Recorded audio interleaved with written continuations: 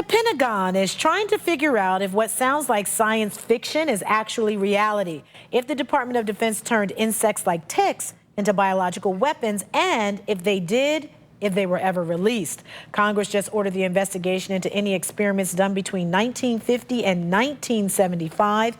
The congressman behind the idea says he was inspired by books and articles that claim the government used Lyme disease to turn ticks into weapons. And whether or not that theory is true, ticks are still a serious threat. The CDC says 300,000 people diagnosed with Lyme disease every year. And that is especially true during the summer when we like to spend as much time as possible hanging out outside. And as Jay Jarvis explains in this News 5 original, we might be seeing a lot more ticks this year.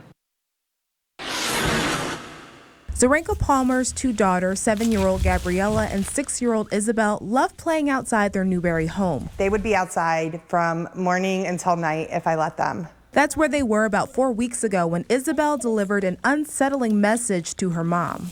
And she was like, "Mommy, do you know that I pulled a dead bug off my skin yesterday?" And I was like, "Wait, what?"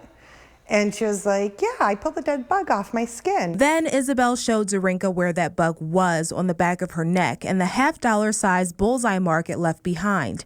Immediately, Zarenka went into mom mode, showing Isabel different pictures of bugs to figure out what kind it was. She kept coming back to the tick picture. And I made sure that I showed her a lot of different pictures first, but she still kept coming back to a tick. And I was like, okay, that's not good. Zarenka says despite living for years in rural Geauga County, she's never really thought about the possibility of she or her daughters getting bitten by a tick. But doctors say it's something more people need to be aware of. Well, because it's getting warmer, and that's where ticks thrive. The CDC says climate change can mean longer warm seasons and shorter, milder winters. That strongly influences the development and survival of ticks and their host animals like deer.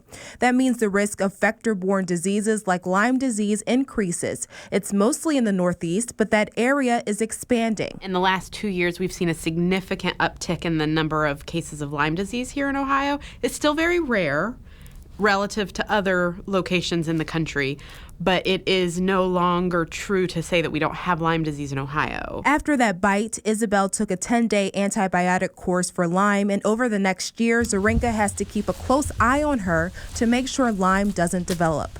Now, after that, we do tick checks every night, and you have to check their hair because ticks love hair. So you have to check that now. So it's a little bit more of a process.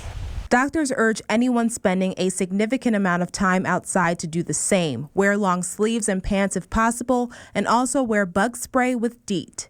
Jay Jarvis, News 5.